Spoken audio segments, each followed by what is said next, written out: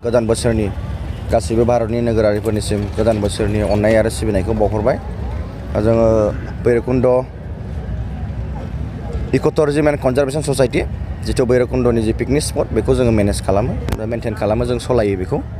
दा जोबोर गारि फैदों दिनैबो, गुबुन बोसोरनिख्रुइ खमबाबो देग्लाय एसे खम फैदों जोंहा गारिया, मानो होनबा फारसेथिं लकडाउननि कर'ना भाइरासनि थाखाय आरो थांनाय बोसोरावबो जोंहा का आन्दलननि थाखाय बारा बिदि गारि फैसोआखै। बेखायनो देग्लाय एसे जासाबदों गारियालाय, 700 फैदों आरो गारिया दायो बर्थमान। ओमफ्राय बयबो रायजो राजाफोरखौ आं दिनै बे चेनेलनि गेजेरजों खावलायनो लुबैदों, फै रायजो राजाफोर, नोंथांमोना बयबो भैरबकुन्द होननाय जायगाया मोनसे जोंनि आसामनि गेजेरावनो मोनसे बिख्यात जायगा, मोनसे पिकनिक स्पट, मोनसे माने मुंदांखा जायगा बियो। जोंहा मोनसे ट्रि जांसन बियो, जोंहा ओरै जाबाय भुटान, इथिं अरुणाचल आरो जोंहा इथिं आसाम। आरो बेयाव जोंहा भुटाननि दै फैयो, अरुणाचलनि दै फैयो। बेयाव दैया जोंनि आसामाव हाबनाय लोगो लोगो बेखौ जोङो दोनस्रि दै होननानै मिथियो। फारसेथिं भुटाननिफ्राय जाम्फानि फैयो, बिथिंहाय जाबाय भैरबी दै फैयो अरुणाचलनिफ्राय। बिदिनो जोंहा भुटानावबो हाबनो हायो, हेंगिं ब्रिज दं। खिन्थु दा लकडाउननि थाखाय जों देग्लाय माने हाबनो होआखै भुटाना, लकडाउन दासिमबो भुटानाव सोलिगासिनो दङ, खारन बिस्रा पपुलेसन खम नालाय। बेखायनो बिसोरनाव आरो मोजां फेसिलिटिस गैया हस्पिटालफोरनिबो, बेखायनो बिथांमोना भुटाना दाबो हगाराखै, मानसि हाबनो होआखै। अरुणाचलाव थांनो हायो, दिनैबो 1 तारिखनि थाखाय बोसोर गोदाननि थाखाय हगारदों फ्रिलि।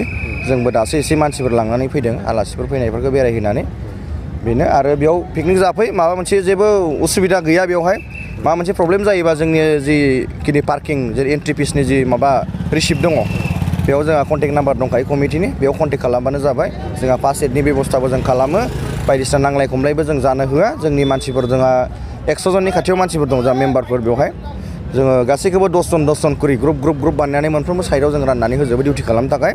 खुनु जेबो प्रब्लेम गैया, गिनांगौ गैया, जेबो दावराव दावसि गैया। ओंखायनो गासैबो जायनो गोसो रायजो राजा नोंथांमोनखौ भैरबकुन्दआव फैनानै पिकनिक जाफैनानै बा बेरायफैनानै एन्जय खालामफैनो थाखाय बे चेनेलनि गेजेरजों आं दिनै खावलायहरनाय जाबाय। बबे जायगानि फैयो? बेयावथ' फ्राय जोंहा बहुत गोजान गोजान जायगानि फैयो, बांसिनाथ' गुवाहाटिनिफ्रायनो फैबावोसो। बांसिन गुवाहाटि फैयो, कार्बि आलं फैयो, धेमाजिनिबो फैयो, क'क्राझारनिबो फैयो, चिरां, बाक्सा आरो उदालगुरियाथ' गावनि जायगा जाबाय। मंगलदै फैयो, गुवाहाटि, बिदिनो बायहाथा, आसामनि खना खनला जायगानिफ्रायनो फैयो आरो। फुंनि 3ता बाजि गाहामाव सिन्थानि सफैयो बेवहाय पिकनिकफ्रा। माने गोजान जायगानिया फुङावनो हरावनो ओंखारबोयो नालाय, माने फुंनि 3ता 4ता बेबायदियावनो सफैयो। 1ता बाजिसोबानो 12ता बाजिबानो संखांनानै जानानै ओंखारलांनाय जायो आरो बिदि। कारनि पास लायनोब्ला बेसेसो लायो? कार पासखौ बेसेसो लायो? कार पासखौ जोङो माबा कमार्सियेलखौ, आरो जोंहाथ' माबा बासखौ 400 जों लायो। ओमफ्राय दा बे विंगार सुमु ट्रेकार बेफोरखौ ट्रेक्टरफोरखौ जों 300 लायो। आरो नैबे प्राइभेट कारखौहाय जोङो 200 लायो। बेनिफ्राय जोङो बाइकखौ 40 रुपिस लायो आरो। जोंखौ 50 बानायदोंमोन अर्डार मथे, खिन्थु जोङो 50 लानो हानाय नङा, कमप्लेन जागोन होननानै आं 30 रुपिस खालामहोदोंमोन, खिन्थु जोङो 40 खालामनानै लानाय जाबाय आरो। धन्यबाद होग्रोबाय, साबायखर बावग्रोबाय फैनायनि थाखाय। बेयाव पिकनिक गोदान बोसोर 1 जानुवारिनि थाखाय आं गासैनिसिमबो गाहाम हामग्लायनायखौ बावहरबाय। बेयाव पिकनिक जानो फैयो, बिदिनो प्रत्येक बोसोरावनो फैयो। दा दिनैबो बेबायदिनो बहुत मानसि जादों, बहुत मानसि हायदों। बहुत फैयो। बबे जायगानि फैयो?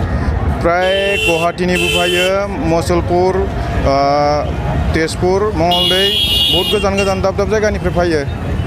बे पिकनिक जानायनि अनगायै आरो नायथावना मा जिनिस? बेयावथ' बेहेके बे हाजो आरो दैसा, ओमफ्राय भुटान, अरुणाचल, बे मोनथाम खना, अर्थात आसाम, अरुणाचल, भुटान लोगोसे बे दोङो।